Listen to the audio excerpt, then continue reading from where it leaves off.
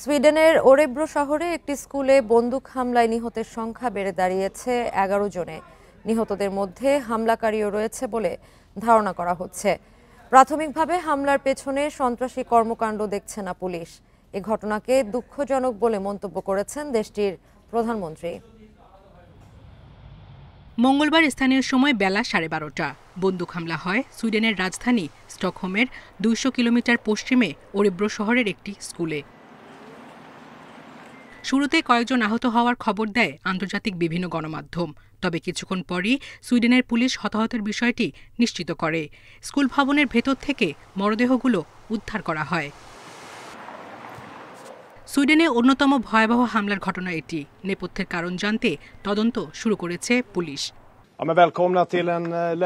Risbergska adult education সেন্টারে বন্দুক হামলার ঘটনা দুঃখজনক। অন্তত 10 জন মারা গেছে। আহতদের সংখ্যা এখনো বলা যাচ্ছে না।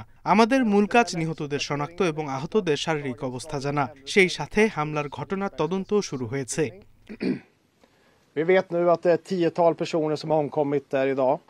হামলাকারী একজন ছিল বলে জানিয়েছে পুলিশ। কোনো গোষ্ঠীর সঙ্গে তার সংশ্লিষ্টতা মেলেনি।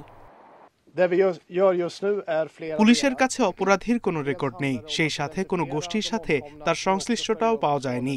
আমাদের বিশ্বাস তিনি একাই হামলা চালিয়েছেন।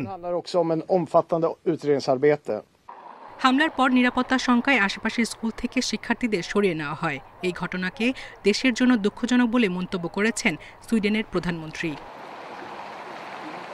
সায়রা খান, ইন্ডিপেন্ডেন্ট নিউজ।